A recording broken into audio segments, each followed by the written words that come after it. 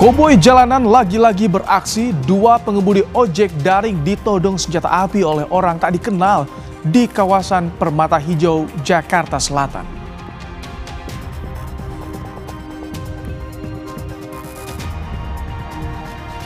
Sebelas tahun jadi buron kasus pembunuhan anak di bawah umur, seorang pria bisa lolos menjadi anggota DPRD di Wakatobi, Sulawesi Tenggara.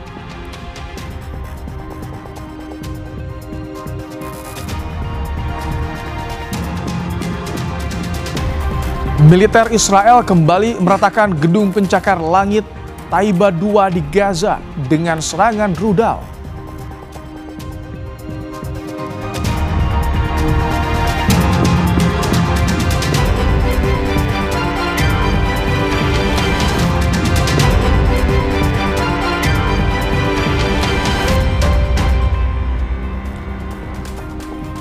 Halo, selamat malam saudara. Anda kembali menyaksikan program Kompas Malam bersama saya Rahmat Ibrahim. Selain 3 informasi tadi, kami juga masih memiliki informasi lainnya untuk Anda di malam hari ini. Langsung saja kita simak informasi pertama di Kompas Malam saudara. Viral di media sosial, aksi koboi jalanan dua pria yang berboncengan motor menodongkan senjata api kepada driver ojek online di kawasan Permata Hijau, Kebayoran Lama, Jakarta Selatan. Usai cekcok, salah satu pelaku melepaskan tembakan ke arah bawah.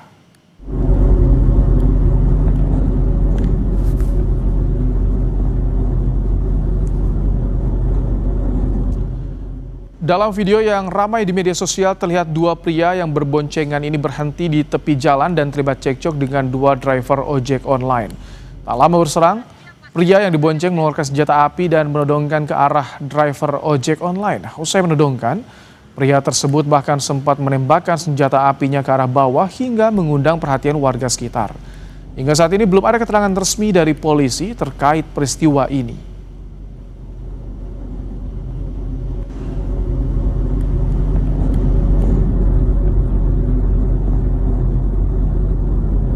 Nah, kejadian perpisah saya kurang tahu, ternyata pas saya lihat di grup, wah, kok ngeluarin sempi gitu. Kejadian di jalan atau gimana, nah terakhir di PPT di mari gitu. Kalau kurang lebih sih begitu. Kalau jenis senjata sih kurang tahu ya, soal di video itu samar-samar sih. Intinya dia ngeluarin sempi, sempinya ya nggak begitu gede sih. Tak terima ditilang, seorang sopir truk mengamuk dan melempar botol serta memaki Polantas di Jalan Soekarno-Hatta. Saya ini bukan maling, saya ini bukan maling, saya ini kerja. Tahu nggak, saya bilangin kamu. Mana sini, mana? Inilah video yang viral di media sosial saat sopir truk ini marah ketika polisi hendak menilangnya pada Rabu siang di Jalan Soekarno-Hatta. Sopir truk tersebut marah lantaran tak terima akan ditilang, lantaran tak menggunakan sabuk pengaman saat berkendara. Melihat kondisi jalan yang menjadi macet, polisi pun akhirnya tak jadi memberikan sanksi tilang. Bukan maling, saya ini kerja. Tahu nggak, saya bilangin kamu. Mana sini, mana? Saya ini. Truk tersebut lewat di jalan tersebut dan melihat truk tersebut tidak menggunakan seat belt driver dan juga tidak menggunakan plat nomor di bagian belakang hood, sehingga anggota kami hanya menjelaskan kesalahannya dan menyampaikan bahwa pelanggarannya adalah ini, tetapi dari pihak driver tersebut tidak terima dan viral video tersebut. Setelah hujan deras yang melanda Kabupaten Lampung Barat mengakibatkan sejumlah titik di Kecamatan Suwoh diterjang banjir bandang. Derasnya arus membuat sejumlah rumah hanyut. Ya Allah, astagfirullahaladzim. Rumah hanyut banjir bandang melanda Pemangku Gunung Sari, Kecamatan Suwoh, Lampung Barat pada Rabu sore. Sebanyak 5 rumah warga hanyut terbawa arus banjir bandang. Banjir bandang disebabkan Sungai Wai Semangkayang meluap akibat hujan deras di Lampung Barat. Akibat banjir bandang ini 10 rumah mengalami kerusakan dan 30 warga mengungsi.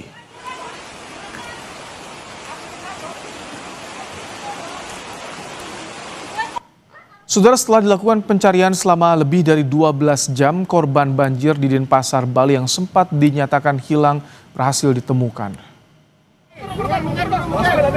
Pencarian dilakukan dengan cara membongkar sisa bangunan ruko yang sebelumnya roboh akibat tersapu arus banjir. Korban ditemukan tertimbun beton reruntuhan dalam kondisi meninggal dunia.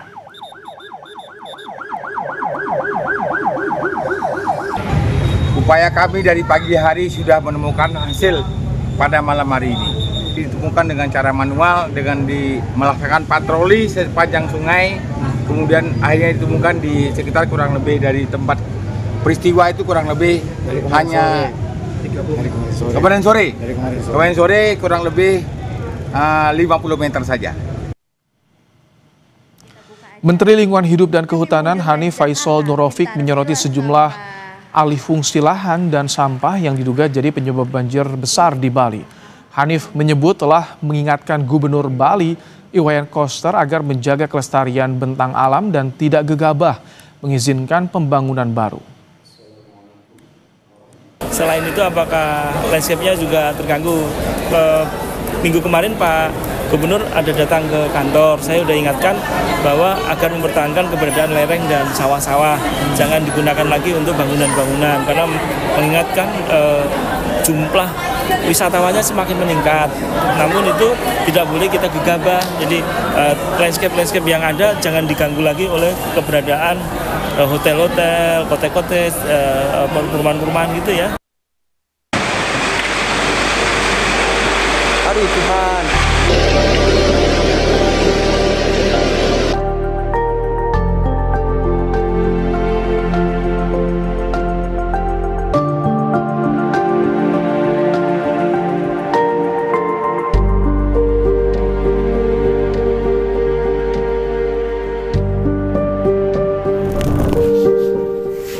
Isak tangis keluarga korban banjir pecah saat ditengok kerabat. Hampir seluruh bangunan rumah rusak diterjang banjir di Dusun Lumintang, Denpasar Utara. Ketika banjir menerjang, Made Suwarta beserta ibu dan anaknya hanya bisa menyelamatkan laptop dan telepon genggamnya saja. Sementara sisanya, seluruh barang di rumahnya hanyut terbawa arus. Made Suwarta berharap pemerintah dapat membantu pemulihan rumah yang rusak akibat bencana banjir. Mohon bantuan apa yang seharusnya saya dapatkan. Sudah tidak bisa lagi karena keadaan. Banjir juga menerjang Dusun Wadasari Desa Daupuri Kaja, Kecamatan Denpasar Utara. Sejumlah rumah rusak karena derasnya arus luapan air Sungai Badung. Sebanyak 35 kepala keluarga kini mengungsi di tempat saudara terdekat. Sambil menunggu bantuan, warga bergotong royong membersihkan puing sisa bangunan rumah mereka. Untuk membantu korban banjir, kantor desa di Pengambengan di Jembrana membuka dapur umum dan memberikan bantuan matras. Bantuan matras diperlukan warga korban banjir karena tempat tidur mereka hanyut terbawa banjir. Untuk bantal tidur. Tempat tidurnya dimasuki air semua, airnya masuk. Dapat apa aja Bu di kantor desa nih Bu? Dapat bantal sama ini pakai alas. Matras Bu ya. Badan Nasional Penanggulangan Bencana atau BNPB juga menyiapkan bantuan bagi korban banjir yang rumahnya terdampak. Rumah dengan kerusakan ringan akan dibantu 15 juta rupiah. Sementara kerusakan sedang 30 juta rupiah dan kerusakan berat akan dibantu 60 juta rupiah. Tadi kita sudah jelaskan ke masyarakat ya, nanti masyarakat mungkin mendaftarkan, nanti pemerintah desa dan camat mendata mana yang masuk rusak ringan, mana yang rusak sedang dan berat. Setelah nanti data terkumpul sudah bantuannya disalurkan. Yang ringan dan sedang diberikan kepada kepala keluarga. Kemudian yang berat diganti rumah yang dibangun oleh pemerintah. Selain rumah yang terdampak, infrastruktur jalan, jembatan, dan tebing yang longsor akan diperbaiki BNPB melalui pengajuan dari Bupati dan Wali Kota. Selama masa tanggap darurat bencana, seluruh kebutuhan dasar pengungsian akan dipenuhi oleh BNPB. Masa ini berlangsung selama sepekan. Tim Liputan, Kompas TV. Bagaimana penanganan korban pasca bencana banjir yang menerjang Bali? Kita akan sapa jurnalis Kompas TV ada Desi Indah Lestari dan Komang Suwarbawa dari Denpasar, Bali. Selamat malam, Desi. Jadi info terakhir berapa jumlah korban tewas dan seperti apa penanganan terkini korban yang terdampak? Ya, selamat malam Ibrahim dan juga saudara. Dapat kami laporkan dari lokasi kejadian, tepatnya di Jalan Sulawesi Denpasar. Dan tadi Kamis malam ditemukan lagi satu korban meninggal yang setelah dilakukan pencarian hampir 12 jam lebih dilakukan pencarian oleh petugas dengan menyisir sungai dan bahkan hingga merobohkan bangunan hingga mencari dan ditemukan korban tersangkut kurang lebih 5 meter dari lokasi dari rumahnya seperti itu, dan ditemukan satu korban bernama Maimunah dan beliau adalah lansia seperti itu, dan tadi sudah ditemukan korban lagi satu, dan benar data BNPB yang kami dapatkan jumlah total korban hingga Kamis malam ini adalah 16 korban meninggal. Dan ada juga korban luka-luka yang masih dirawat di rumah sakit. Untuk penanganan sendiri, Ibrahim, pemerintah Provinsi Bali telah melakukan dan membuka posko-posko pengungsian, di mana ada beberapa titik pengungsian, seperti pengungsian di daerah Tohpati dan juga Ubung, dan juga ada di daerah Lumintang. Beberapa posko-posko pengungsian ini masih memerlukan bantuan. Salah satunya di Tohpati yang kami temui adalah masih kurangnya baju bayi karena terdapat satu bayi di lokasi tersebut. Untuk penanganan lainnya sampai saat ini pemerintah Provinsi Bali masih terus berusaha untuk melakukan penanganan. Karena menurut data masih ada sejumlah genangan-genangan terutama di basement seperti di Pasar Badung, dan juga tadi saya sempat lihat ada di basement di Kota Denpasar juga masih ada genangan yang masih perlu adanya penyedotan dan termasuk di Kabupaten Karangasem juga masih ada genangan air. Walaupun tidak tinggi, tapi masih perlu adanya penyedotan yang dilakukan oleh pemerintah Provinsi Bali. Tidak hanya itu, untuk seperti yang di belakang saya, ini masih ada puing-puing bangunan yang juga masih akan dilakukan pembersihan secara bertahap oleh pemerintah Provinsi Bali dengan menggunakan alat berat. Dan tidak hanya itu, bantuan seperti yang dikatakan tadi juga akan diberikan oleh BNPB dan juga pemerintah Provinsi Bali. Dan itu bantuan akan diberikan secara bertahap, di mana warga yang terdampak dari rusak ringan, rusak berat, itu akan melapor dari pihak desa, camat, dan laporan harus berjenjang, dan itu nanti akan diperhitungkan sesuai dengan kerusakan, baik itu rusak ringan, rusak sedang maupun rusak berat. Ibrahim, dan penanganan sampai saat ini masih terus dilakukan upaya-upaya yang terbaik bagi masyarakat dari pemerintah. Ibrahim. Baik, terima kasih untuk laporannya Desi Indarsari dan juga Komang Suwarbawa langsung dari Denpasar, Bali. Sudah 11 tahun jadi buron kasus pembunuhan anak di bawah umur, seorang pria bisa lolos menjadi anggota DPRD di Wakatobi, Sulawesi Tenggara.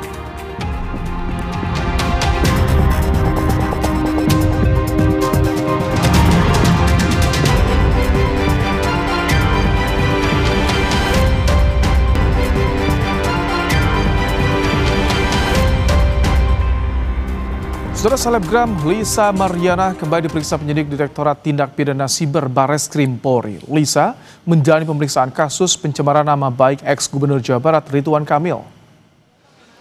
Pemeriksaan ini merupakan agenda penjadwalan ulang terhadap Lisa Mariana yang sempat 2 kali batal diperiksa. Pemeriksaan ini menjadi kesempatan bagi Lisa untuk menjelaskan permasalahan yang dilaporkan ex-Gubernur Jawa Barat Ridwan Kamil. Ini kita memenuhi panggilan dari Cyber Bareskrim yang tertunda. Kemarin karena Lisa berhalangan sakit, ya sekarang puji Tuhan udah bisa hadir dalam keadaan sehat walafiat untuk memberi keterangan permasalahan laporan dari Pak RK pencemaran nama baik. Jadi ya nanti akan kita update lagi apa cerita yang di atas dan keterangan apa yang diberikan oleh klien kami Lisa Mariana. Sementara itu, Lisa Mariana berencana mengajukan permohonan tes DNA pembanding ke Bareskrim Polri. Lisa meminta tes DNA antara dirinya, anaknya, dan mantan Gubernur Jawa Barat Ridwan Kamil dilakukan di rumah sakit yang berbeda atau yang berada di Singapura, maksud kami. Lisa menyatakan keberatan pada hasil tes DNA Bareskrim dan akan mengajukan tes pembanding. Ya, saya tidak mengerti Pokoknya apa Bang tadi ada beberapa persen yang ada kemiripan. Ada kemiripan. Iya. Kuasa hukum saya yang jawab. Saya nggak bisa berkata-kata karena sedih banget gitu. Apa sedih? Iya karena itu ada beberapa persen kemiripan. Makanya kita mengajukan second opinion. Pihak Ridwan Kamil menegaskan bahwa mereka menolak permintaan tes DNA ulang yang diajukan selebgram Lisa Mariana di Rumah Sakit Mount Elizabeth, Singapura. Kuasa hukum Ridwan Kamil, Muslim Jaya Butar-Butar menilai hasil tes DNA yang dikeluarkan Pusat Laboratorium Kedokteran dan Kesehatan Polri sah secara hukum dan tidak perlu diulang. Muslim meminta Lisa Mariana berhenti membuat sensasi dan fokus mengikuti proses hukum yang sedang berjalan di Barreskrim Polri. Tegas permintaan tes DNA ulang tersebut karena di dalam hukum tidak dikenal yang namanya ada tes DNA ulang terkait dengan proses untuk penyidikan dalam rangka untuk penegakan hukum, kecuali untuk suatu penyakit silakan. Saya menyarankan pihak Lisa Mariana untuk menghormati hasil yang telah dikeluarkan oleh pihak Barreskrim. Saudara, setelah 11 tahun buron, polisi menetapkan anggota DPRD Wakatobi dari Hanura, Litau jadi tersangka kasus pembunuhan seorang remaja berusia 17 tahun. Penetapan tersangka anggota DPRD Wakatobi di kasus pembunuhan yang terjadi pada 2014 silam dilakukan pada akhir Agustus 2025. Usai jadi tersangka, polisi telah melakukan pemanggilan pertama namun tersangka tak bisa hadir. Kini pemanggilan kedua telah dilayangkan untuk pemeriksaan pekan depan. Ke Polda dan untuk saat ini betul sudah ditetapkan sebagai tersangka, kemudian juga surat pemanggilan yang pertama sudah, namun yang bersangkutan atas panggilan yang pertama belum bisa memenuhi, dan penyidik membuat kembali dan mengirimkan surat panggilan kedua untuk Lalita alias Litau diketahui merupakan anggota DPRD Wakatobi di Komisi 3 untuk periode 2024 hingga 2029. Saat itu Litau maju menjadi calon legislatif lewat Partai Hanura. Namun ternyata Litau memiliki catatan kelam. Tahun 2014 Litau bersama dua saudaranya membunuh seorang anak di bawah umur di acara hiburan di Kecamatan Wangi-Wangi, Sulawesi Tenggara. Tahun 2015, dua saudaranya telah divonis penjara namun Litau kabur dan masuk daftar pencarian orang. Hingga akhirnya 10 tahun kemudian Litau muncul dan maju menjadi anggota DPRD.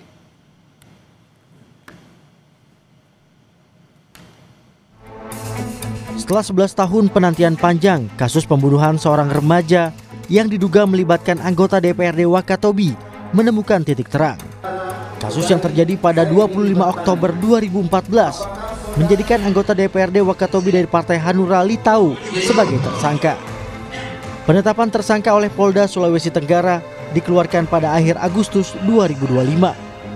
Padahal dua pelaku lain telah divonis 4 tahun 6 bulan penjara pada tahun 2015.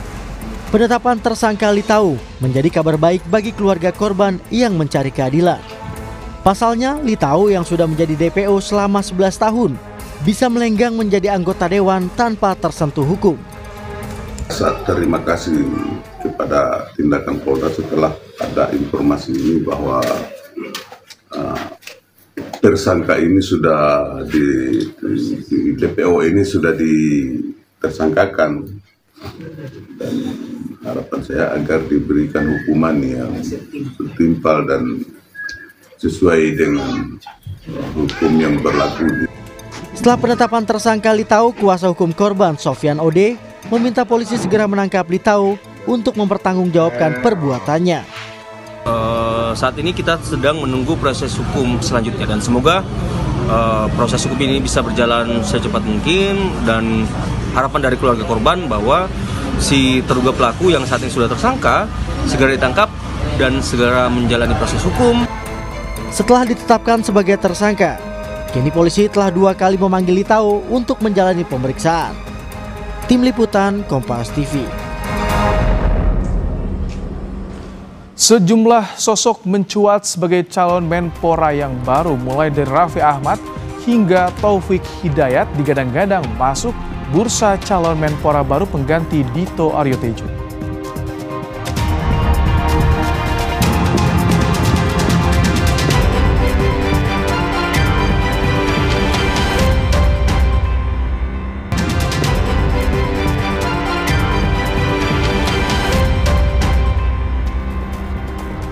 Saudara, musisi senior Faris RM dijatuhi vonis 10 bulan penjara atas kasus penyalahgunaan narkoba di Pengadilan Negeri Jakarta Selatan.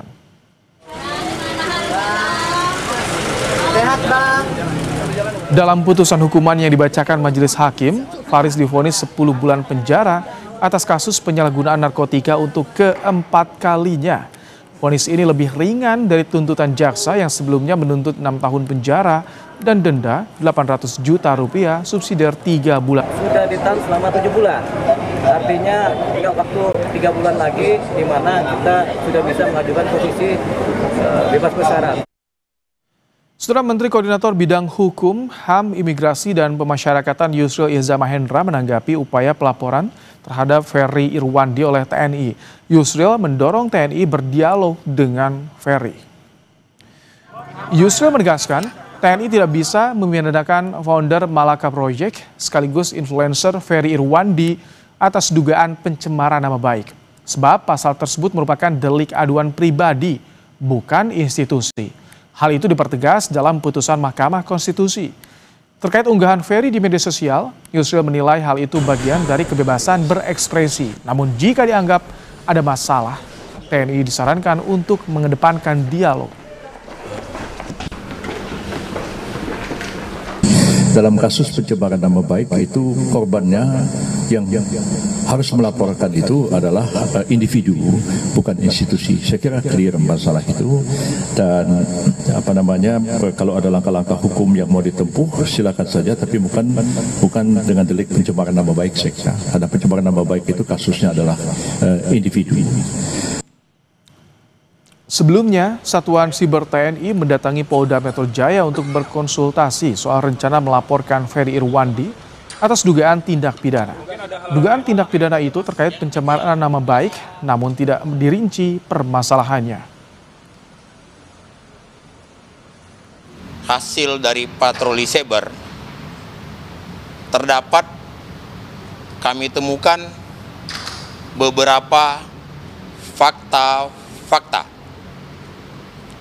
dugaan tindak pidana yang dilakukan oleh saudara Ferry Irwandi.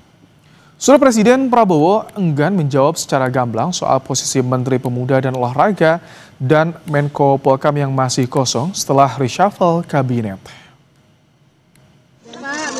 Presiden hanya meminta publik menunggu soal kapan dan siapa yang akan mengisi kursi tersebut. Hal ini disampaikan Presiden usai meninjau Sekolah Rakyat Menengah Atas 10 di Jakarta Selatan pada Kamis siang.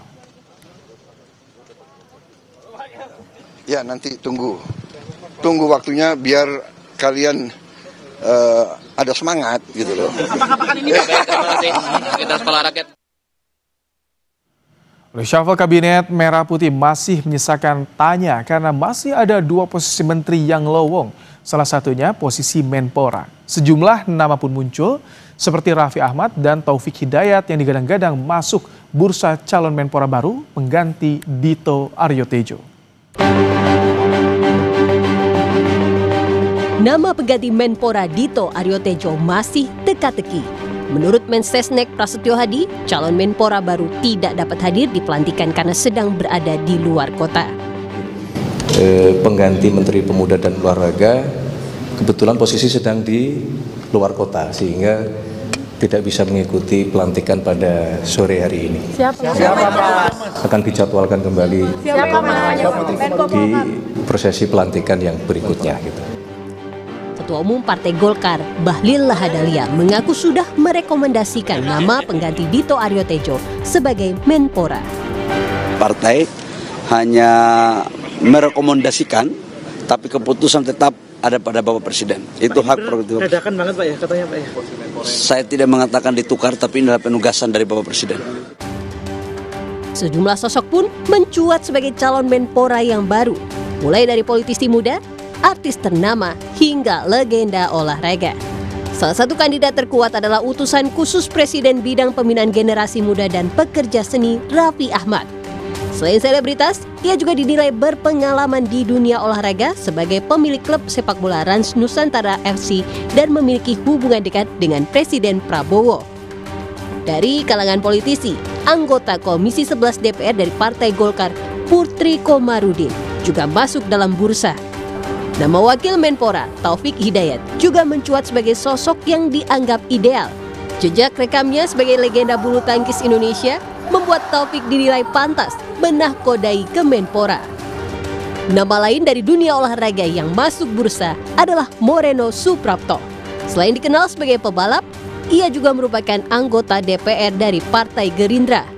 Siapapun yang terpilih mengisi posisi menteri yang lowong diharapkan memiliki kapasitas yang mumpuni agar perombakan kabinet semakin mengefektifkan kinerja pemerintah.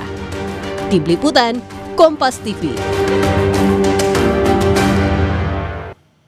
Saudara pakar telematika Roy Suryo bersama Reswon Sianipar dan Dr. Tifauzia Tiasuma membedah buku berjudul Jokowi's White Paper di Auditorium Universitas Islam Indonesia Yogyakarta pada Kamis sore. Acara ini bagian dari safari akademik yang juga menyinggung rencana penerbitan buku berikutnya tentang pendidikan anak Jokowi. Bedah buku Jokowi's White Paper membahas kajian digital forensik, neuropolitika, dan keabsahan dokumen pendidikan Jokowi berdasarkan hasil riset ketiga penulis sejak 2013 lalu.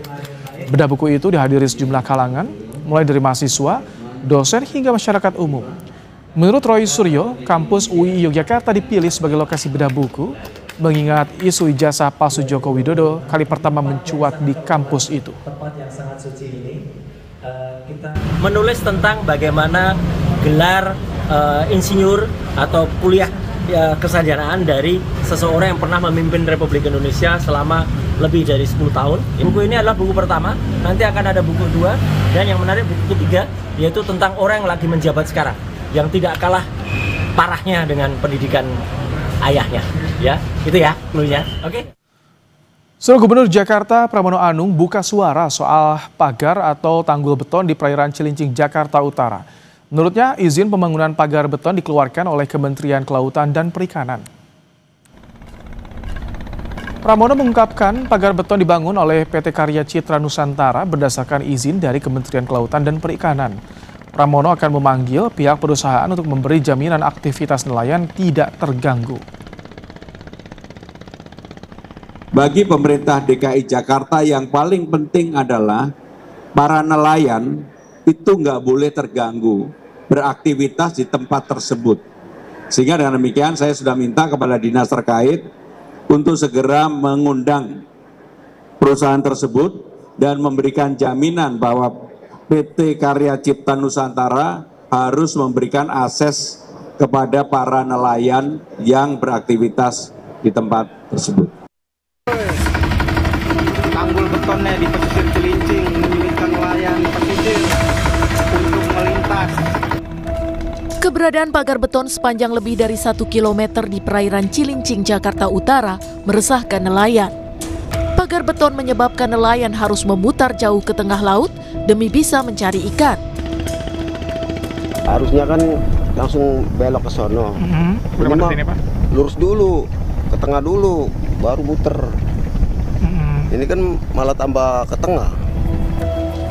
Seorang nelayan lain mengungkapkan, pagar beton sudah lama ada, namun sekarang dilanjutkan lagi pengerjaannya. Akibatnya, lokasi yang semula berlimpah tangkapan laut seperti udang dan rajungan kini semakin sulit didapat. Apa udah lama, cuma sekarang baru dikerjain lagi, baru dilanjut lagi proyek itu.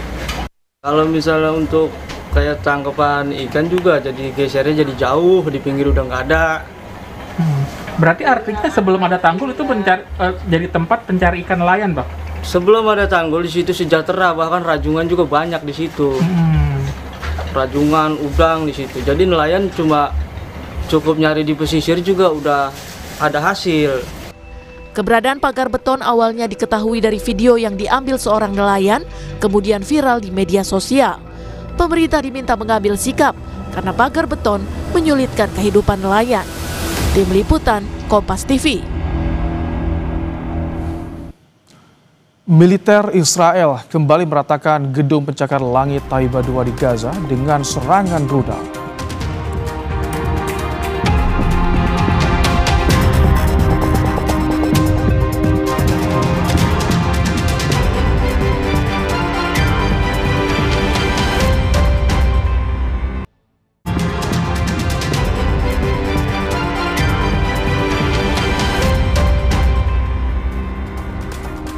Saudara, militer Israel kembali menghancurkan gedung tinggi di kota Gaza pada Rabu waktu setempat.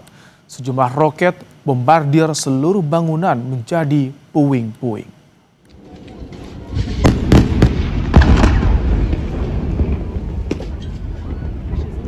Rekaman video amatir merekam detik-detik serangan roket Israel bombardir 2 gedung di Gaza. Serangan roket memperlihatkan gedung runtuh sementara asap tebal membumbung di atas kota Gaza, Palestina. Penduduk setempat melarikan diri dan lari menyelamatkan diri. Usai gedung roboh, warga kemudian terlihat mencari-cari sisa barang di antara runtuhan bangunan. Pasukan Pertahanan Israel atau IDF menyebut bahwa mereka menyerang sebuah gedung tinggi yang digunakan oleh Hamas dan menegaskan bahwa serangan dilakukan setelah adanya peringatan kepada warga di beberapa blok permukiman, termasuk Menara Taiba 2 dan tenda-tenda pengungsian di sekitarnya.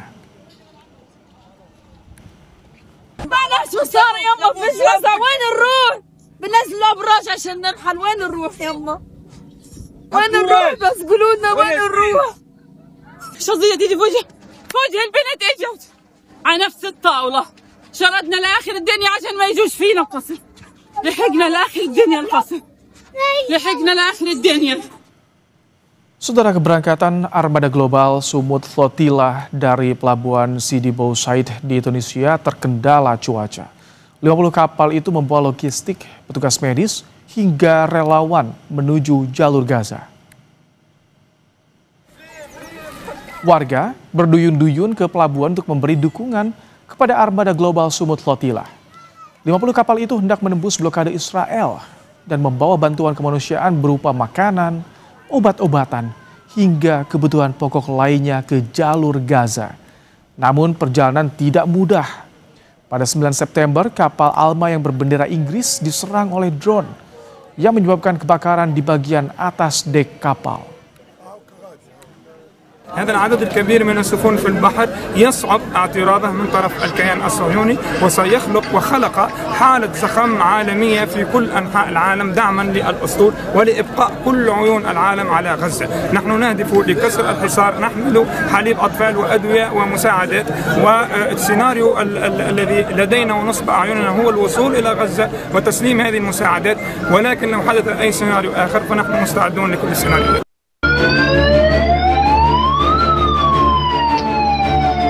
Serangan drone kembali menyasar kapal kemanusiaan global Sumut Flotilla di Tunisia. Kali ini kapal bernama Alma yang berlayar di bawah bendera Inggris menjadi sasaran. Serangan memicu kebakaran di dek utama dan penyimpanan di bawah dek.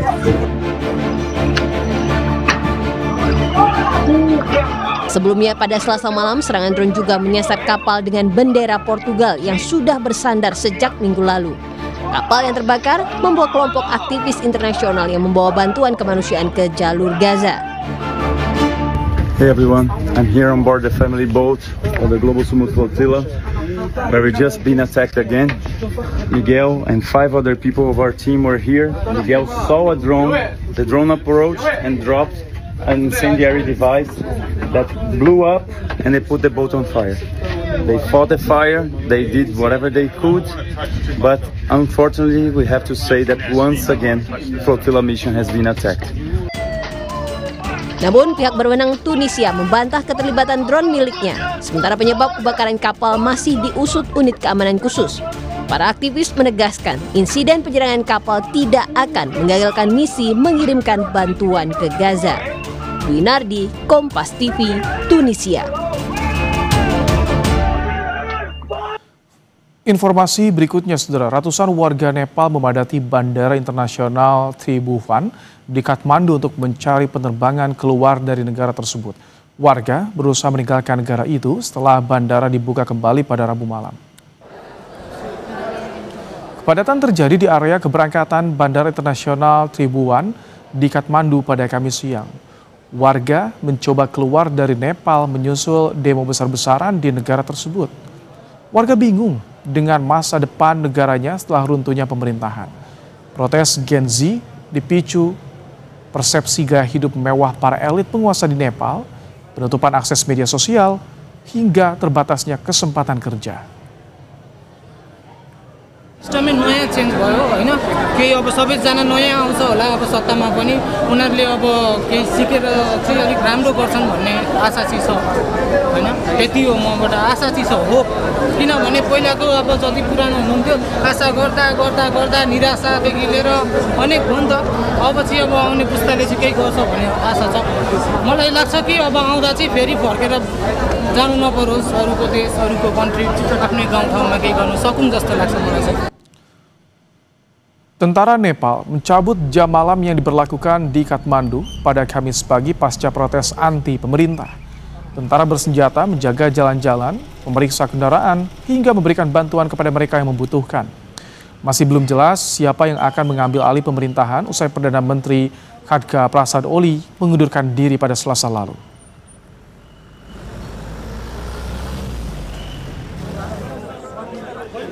Sementara itu, negosiasi antara perwakilan dan para pengunjuk rasa dimulai pada siang hari di markas besar tentara Nepal.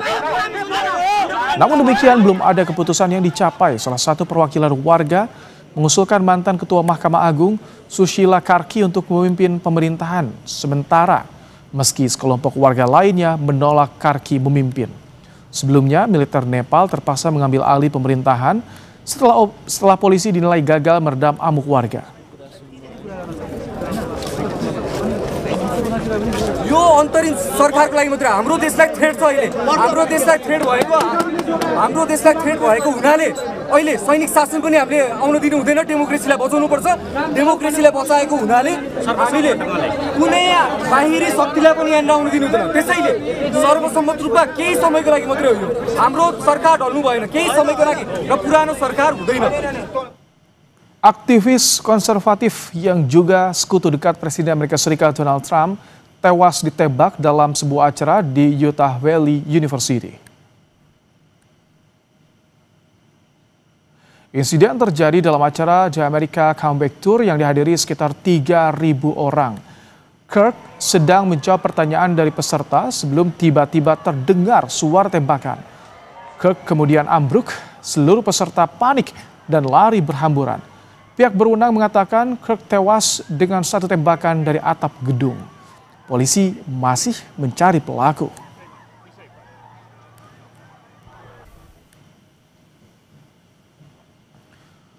Presiden Amerika Serikat Donald Trump menyebut Charlie Kirk sebagai martir setelah tewas ditembak di Universitas Utah Valley pada Rabu waktu setempat. Trump mengecam penembakan terhadap Kirk dan menuding kelompok kiri berkontribusi atas peristiwa ini. Trump juga menyebut penembak Kirk sebagai kekerasan politik. Maksud kami penembakan Kirk sebagai kekerasan politik. He's a martyr for truth and freedom, and there's never been anyone who was so respected by youth. For years, those on the radical left have compared wonderful Americans like Charlie to Nazis and the world's worst mass murderers and criminals. This kind of rhetoric is directly responsible for the terrorism that we're seeing in our country today, and it must stop right now.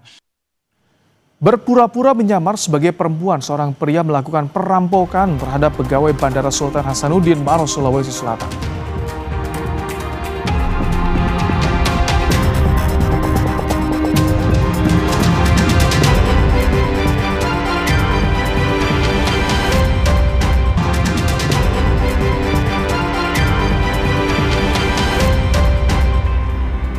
Dengan berpura-pura menyamar sebagai perempuan, seorang pria melakukan perampokan terhadap pegawai Bandara Internasional Sultan Hasanuddin di Maros, Sulawesi Selatan.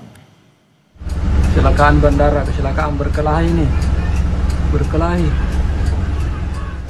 Apa ini? Dikejar. Upaya perampokan bermula saat korban hendak ke kantornya memberi tumpangan pada pelaku yang berpakaian perempuan tanpa ada rasa curiga. Setiba di tol gate bandara, pelaku sempat berupaya mengambil HP korban, mencekik, serta mengambil alih mobil korban. Korban pun berteriak dan segera keluar dari mobilnya.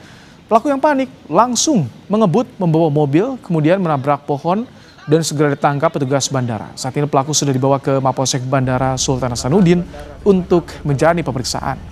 Berkelahi. Apa ini? Dikejar. Pada saat di depan toilet bandara itu pelaku sudah ada upaya untuk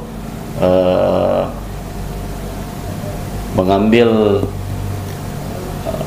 handphone. Selanjutnya si pelaku ambil kendali mobil, kemudian menerobos palang tollgate bandara. Saudara, penemuan kerangka manusia di dalam batang pohon aren di Kabupaten Serdang Bedagai, Sumatera Utara bikin geger. Seorang warga sekitar mengaku salah satu anggota keluarganya ada yang hilang sejak 2 tahun lalu. Warga yang mengaku kehilangan anggota keluarganya tinggal di dekat lokasi penemuan kerangka manusia.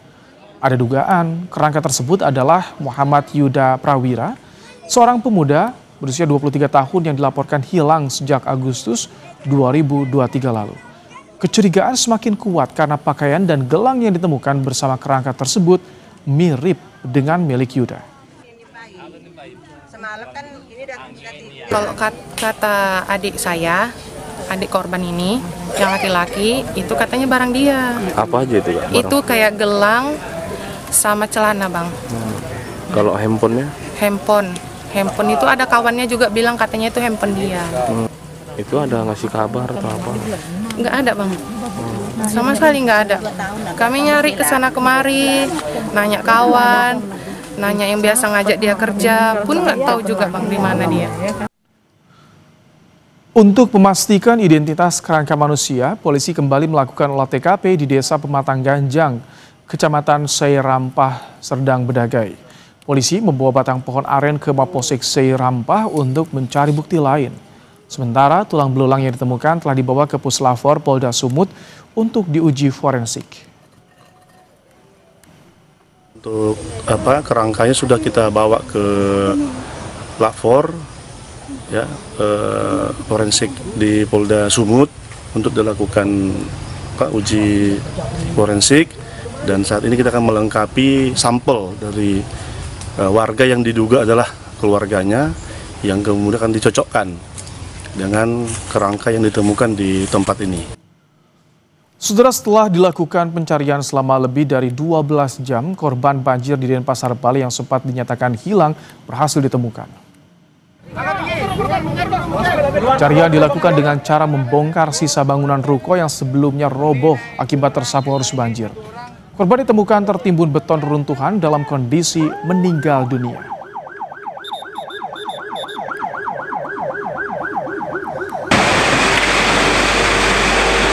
Aduh Tuhan.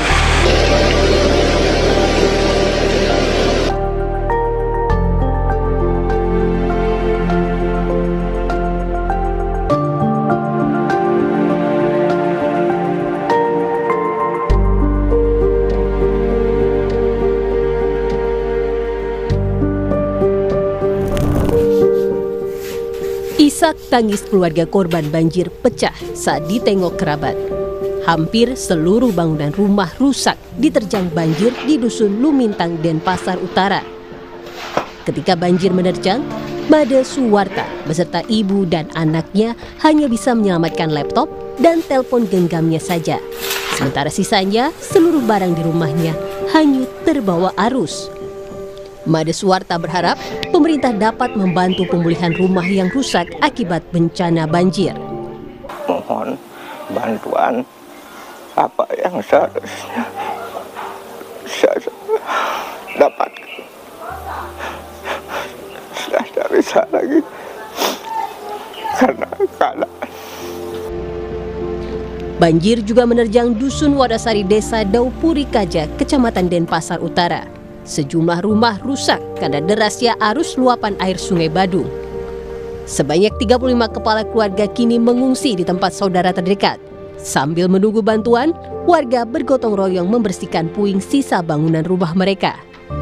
Untuk membantu korban banjir, kantor desa di Pengambengan di Jembrana membuka dapur umum dan memberikan bantuan matras. Bantuan matras diperlukan warga korban banjir karena tempat tidur mereka hanyut terbawa banjir. Untuk bantuan tidur. Tempat tidurnya dimasuki air semua, airnya masuk. Dapat apa aja Bu di kantor desa nih Bu? Dapat bantal sama ini pakai alas. Matras Bu ya. Badan Nasional Penanggulangan Bencana atau BNPB juga menyiapkan bantuan bagi korban banjir yang rumahnya terdampak. Rumah dengan kerusakan ringan akan dibantu 15 juta rupiah, sementara kerusakan sedang 30 juta rupiah dan kerusakan berat akan dibantu 60 juta rupiah. Tadi kita sudah jelaskan ke masyarakat ya, nanti masyarakat mungkin mendaftarkan, nanti pemerintah desa dan camat mendata mana yang masuk rusak ringan, mana yang rusak sedang dan berat. Setelah nanti data terkumpul sudah bantuannya disalurkan. Yang ringan dan sedang diberikan kepada kepala keluarga. Kemudian yang berat diganti rumah yang dibangun oleh pemerintah. Selain rumah yang terdampak, infrastruktur jalan, jembatan, dan tebing yang longsor akan diperbaiki BNPB melalui pengajuan dari Bupati dan Wali Kota. Selama masa tanggap darurat bencana, seluruh kebutuhan dasar pengungsian akan dipenuhi oleh BNPB. Masa ini berlangsung selama sepekan. Tim Liputan, Kompas TV. Setelah informasi dari Bali menjadi penutup sajian Kompas Malam hari ini. Saya Rahmat Ibrahim. Terima kasih, sampai jumpa.